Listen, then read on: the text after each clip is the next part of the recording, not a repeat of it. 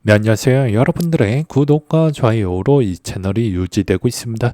네, 영상 속도는 1.5배를 추천드리고요. 항상 구독자님, 멤버십 회원님들에게 감사하다라고 말씀을 드리면서, 자, 이번 내용은 데비드 sak스가 연방 정부가 소유한 비트코인 준비금을 충당할 예정이고, 형사나 민사 사건에 몰수한 비트코인이 자산 비축에 활용이 될 것이다.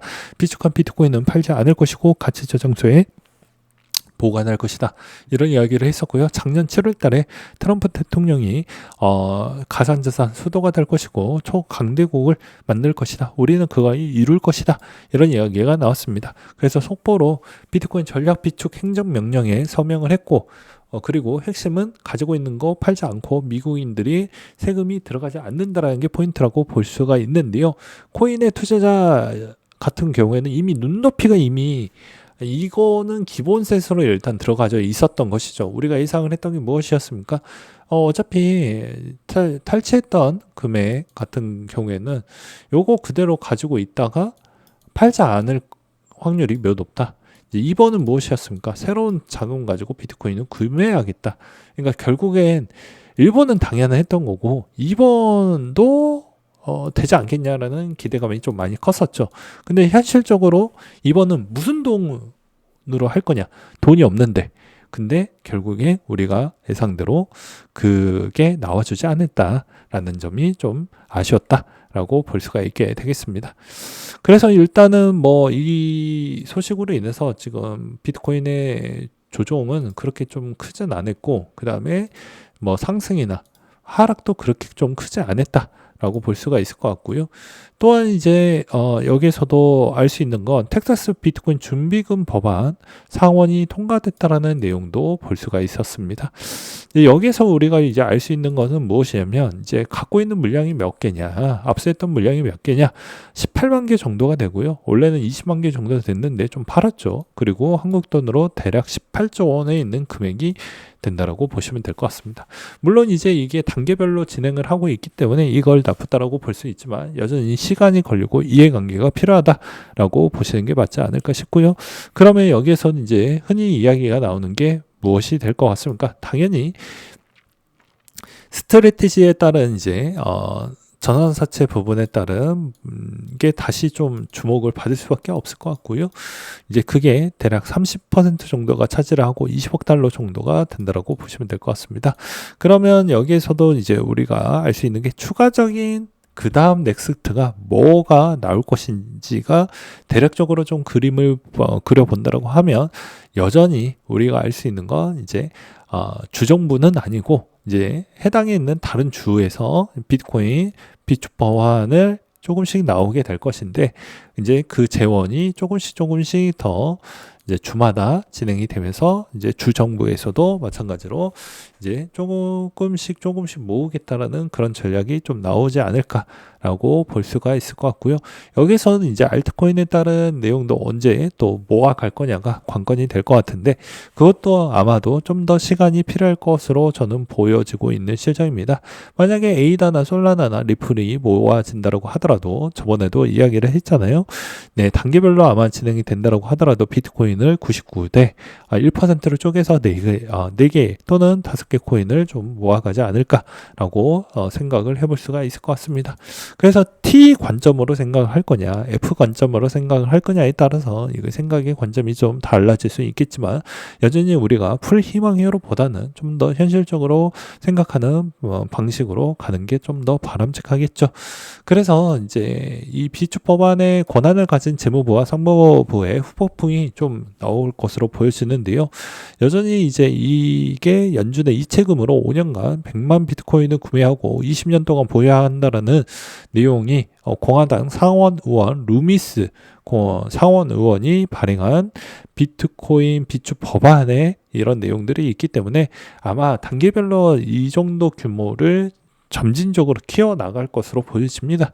또는 이 내용이 발표가 됐다라고 하더라도 아마 당장 100만 비트코인을 모아 보겠다 이렇게 볼 수는 없습니다. 그렇기 때문에 엄밀히 따진다라고 하면 이제 막 시작하는 단계이고 당장 시장에 영향을 줄 수 있을 만한 내용의 임팩트 내용들은 아마 나오더라도 그렇게 세지는 않고 아마 중간 정도에 대한 호재들이 좀 더 많이 나오지 않을까라고 추정을 해볼 수가 있을 것 같습니다.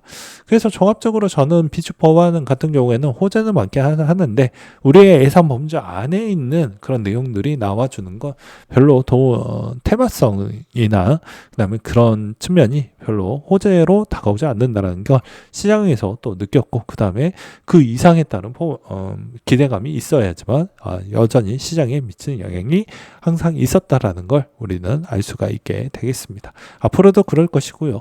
그 다음으로 엘살바도르 비트코인 추가 매입 의지가 아주 강경하다라고 합니다.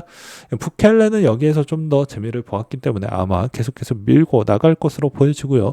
그리고 이걸 만약에 멈추더라도 달러가 너무 이제 고달러 이다 보니까 아무래도 대체제로 계속해서 비트코인을 밀어붙이려고 하는 그런 부분도 있을 것으로 보여집니다. 이제 이때 되면 국내에서 유일하게 가장 비트코인을 많이 들고 있는 형태라고 볼 수 있는 넥슨이 이제 수익률이 미쳤다라고 볼 수가 있을 것 같습니다. 그래서 이 1700개가 수익률이 아주 미쳤다라는 걸 볼 수가 있을 것 같고요. 그 다음에 알트붐 직전에 마지막 조정 또는 시즌 종료이지 않겠냐라는 이야기가 많이 흘러나오고 있는데, 이게 이제 좀 더 올라간다라고 하면 아무래도 25년도 하반기에 엄청난 불장이 한번 찍고 그 다음에 내려오지 않겠냐라는 부분도 이야기가 나오고, 또는 알트 시즌의 불신 이 계속 이어져서 이대로 이제 마무리가 되는 거 아니냐, 이런 이야기가 계속 교차적으로 나오고 있습니다.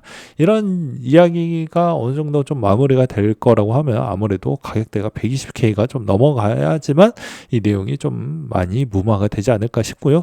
그 다음에 최근에 메이커에 따른 바이백 소식이 요즘에 가격에 영향을 좀 많이 끼쳤던 것 같습니다. 최근에 이제 거버넌스 통과로 인해서 이제 요 부분에 이제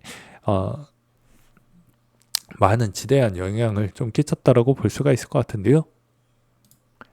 이 바이백 효과가 생각보다 좀 커지다 보니까 아무래도 사람들이 다시 메이커 쪽으로 좀 많이 유입이 되는 측면이 있었다라고 볼 수가 있을 것 같습니다. 그리고 준비금에 쌓이는 비중도 좀 조절을 해서 그거에 따른 효과도 좀 톡톡히 봤다라는 이야기가 있더라고요.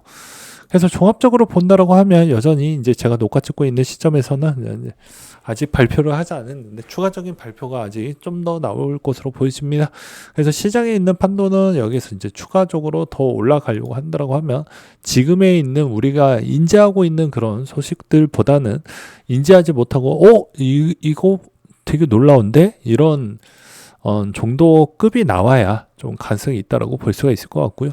그 다음에 이번 시즌에 알트코인에 좀 더 붐을 더 가져갈 거라고 하면 여전히 솔라나나 이더리움이 여기서 더 많이 떨어지지 말고 가격을 지탱하면서 반등이 나와야 전체적인 알트코인에 따른 시장의 판도에 있는 힘을 끄집어 올릴 수는 있다라고 말씀을 드릴 수가 있을 것 같습니다. 그리고 이제 여기서 뭐가 됐던 간에 이미 그 다음 부분에 따른 시즌용으로 본다라고 하더라도 여전히 에이다나 XRP나 그 다음이 또 이더리움이나 솔라나 같은 경우에는 가격이 조정이 나왔을 때는 여전히 그 다음 알트코인에 승부수를 던질 수 있을 만한 좋은 조건은 좀 가져갈 수 있지 않겠냐. 왜냐 한동안 미국이 계속 리더격으로 이제 간다라고 하면 나머지 미국계 코인들을 계속해서 관심 있게 보는 게 맞지 않을까 싶고요. 그리고 수위가 최근에 이제 에어드랍 부분이 이제 있다라고 합니다. 그래서 이제 수위에 있는 가격 추이도 어느 정도 조정이 좀 마무리가 되면 다시 한번 수위에 따른 가격의 변화점이 또 생길 수도 있기 때문에 이런 점도 좀 잘 보시면서 대응을 해보시는 게 맞지 않을까 싶고요. 그 다음으로 앱터스도 요즘엔 좀 더 추가적인 소식들도 꽤 많이 나와주고 있어서 이런 점도 참고해 두시면 아마 도움이 많이 되지 않을까 싶습니다. 그렇기 때문에 이번에 이제 비트코인은 아무래도 이번 3월, 4월 정도가 어느 가격에서 멈추느냐에 따라서 향후에 있는 가격의 이제 방향성도 어느 정도는 이제 알 수가 있다. 왜냐면 어차피 1분기 정도 지나면 뭐 전도표도 나오고요. 그 다음에 GDP 성장 발표도 나오고요. 뭐 볼 수 있는 발표들이 대부분 많이 나오기 때문에 우리가 이제 그걸로 유추를 해볼 수가 있기 때문입니다. 그렇기 때문에 이번 관점에서도 제일 중요하다고 볼 수 있는 것 중에 하나는 여전히 1, 2분기 안에 특히나 2분기에 어느 정도 가격이 끄집어 올려놔야 그나마 3분기 때 좀 쉬어가도 4분기 때 한 번 더 치고 올라갈 수가 있기 때문입니다. 그래서 뭐가 됐든 간에 1, 2분기 때 가격이 최대한 버텨주면서 올라가야 되는 반등의 시기가 나와 주어야 된다. 그렇지 않을 경우에는 오히려 여기서 좀 더 지지부진할 확률이 더 높아질 수도 있다라고도 말씀을 드리면서 이번 내용 마무리를 지어보도록 하겠습니다.